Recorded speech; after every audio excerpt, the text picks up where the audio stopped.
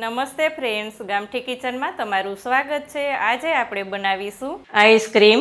આ આઈસ્ક્રીમ આપણે 10 જ મિનિટમાં રેડી કરશું અને સાથે સાથે 500 ml મિલ્ક અને એક જ વાટકી મલાઈમાંથી એકદમ સ્મૂધી, ક્રીમી અને ટેસ્ટી આઈસ્ક્રીમ કેવી રીતના બનાવો ચાલો જોઈ લઈએ. સબસ્ક્રાઇબ કરો ગામઠી કિચનને ને બેલ આઇકોન દબાવો લેટેસ્ટ કુકિંગ વિડીયો જોવા માટે. આઈસ્ક્રીમ બનાવવા માટે અહીંયા 500 ml દૂધ લીધું છે. દૂધને ઉકાળવાની કે કાંઈ જરૂર નથી, નોર્મલ ફૂલ ફેટવાળું દૂધ લઈ લીધું છે. 500 ml માંથી જ અહીંયા થોડુંક જ દૂધ આપણે લઈ લીધું છે સાઈડમાં, કારણ કે અહીંયા વેનીલા કસ્ટર્ડ પાવડર આપણે 1.5 ટેબલ સ્પૂન લીધો છે. આ વેનીલા કસ્ટર્ડને આપણે તેમાં જ ઓગાળી લેશું, કારણ કે કોઈ લમ્સ ના રહે. એટલે એકદમ સરસથી બધું મિક્સ કરી દેવાનું છે, કારણ કે દૂધ ગરમ કરશું અને સીધો જ કસ્ટર્ડ લેશું તો એમાં લમ્સ રહેશે અને બહાર જેવો આપણો આઈસ્ક્રીમ તૈયાર થશે નહીં. અહીંયા આપણે દૂધને ગરમ કરી લઈએ. એક ઉભરો આવે ત્યાં સુધી આપણે દૂધને ગરમ કરી લેશું અને સાઈડમાં આપણે કસ્ટર્ડ પાવડરને ચલાવી અને એકદમ સરસ બધું જ ઓગાળી લેવાનો છે પાવડર.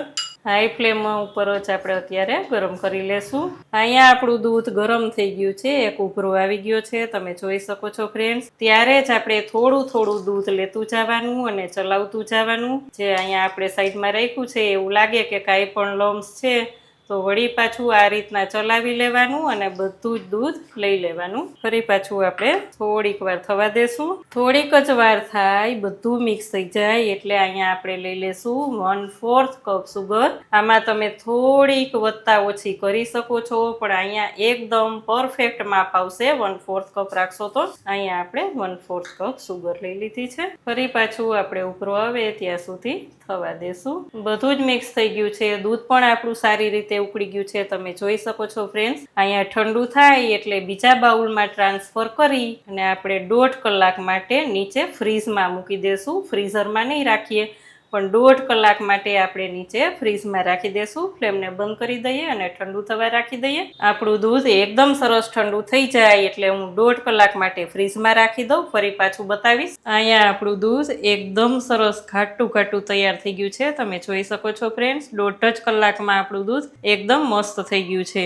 અહીંયા મેં લીધી છે ફ્રેશ મલાઈ, તમે જોઈ શકો છો. બંનેને આપણે બીટ કરી લેશું. અહીંયા આપણે બીટરની મદદથી બીટ કરીએ છીએ.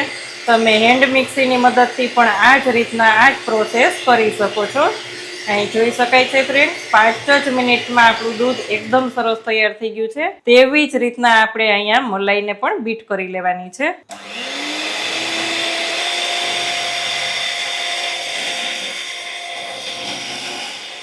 અહીંયા આપણે મલાઈને પણ આ જ રીતના બીટ કરી લીધી છે અને બધું જ મિક્સ કરી દેશું. બધું જ મિક્સ કરી દીધા પછી ફરી પાછું આપણે એકવાર બીટ કરીશું. તમે જોઈ શકો છો ફ્રેન્ડ્સ, એકદમ બધું જ ક્રીમી થઈ ગયું છે. આને આપણે 1.5 કલાક માટે ફ્રીઝરમાં રાખી દેશું. પહેલાં આપણે ઠંડુ થવા માટે નીચે ફ્રીઝમાં જ રાખી દીધું હતું. હવે આપણે ઢાંકણ ઢાંકી અને 1.5 કલાક માટે ફ્રીઝરમાં રાખી દેશું. અહીં જોઈ શકાય છે થોડું થોડું જામી પણ ગયું છે. ત્યારે જ આપણે ફરી પાછું બીટ કરી લેશું.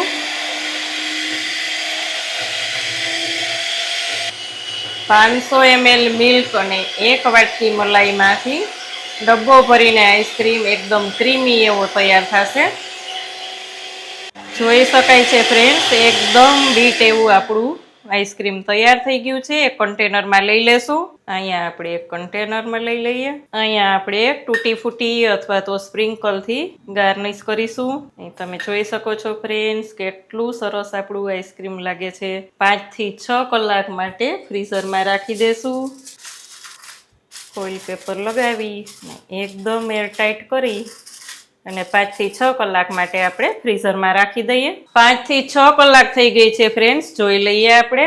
અહીં જોઈ શકાય છે આપણું આઈસ્ક્રીમ એકદમ સરસ તૈયાર છે. હજી સ્કૂપ આવશે ત્યારે જ તમને ખબર પડશે કે કેટલો સ્મૂધી અને ક્રીમી આપણો આઈસ્ક્રીમ તૈયાર થયો છે.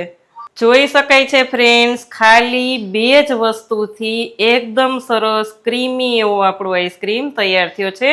અહીં તમે જોઈ શકો છો સ્કૂપ આવતા જ એકદમ સહેલાઈથી આપણો સ્કૂપ ચાલે છે. તો ફ્રેન્ડ્સ આપણે 500 ml મિલ્ક અને એક જ વાટકી મલાઈમાંથી કેટલો સરસ આઈસ્ક્રીમ આપણે તૈયાર કરી શકીએ છીએ. તો તમે આ જ રેસીપીથી ચોક્કસ આઈસ્ક્રીમ બનાવજો. અહીંયા તમે કોઈ પણ ફ્લેવર બનાવો, પણ આ જ રીતથી જો આઈસ્ક્રીમ બનાવશો તો ચોક્કસ તમારું આઈસ્ક્રીમ પણ મારા જેવું જ બનશે અને એકદમ સહેલાઈથી બની જશે અને બધાને ચોક્કસ ભાવશે. તો ફ્રેન્ડ્સ, આજની રેસીપી કેવી લાગી કોમેન્ટ કરીને ચોક્કસ કહેજો. કેવી લાગી આજની રેસીપી? જો સારી લાગે તો વિડીયોને લાઈક કરજો, ચેનલમાં નવા હોય તો સબસ્ક્રાઈબ કરીને બેલ આઇકોન પ્રેસ કરજો. આવજો ફ્રેન્ડ.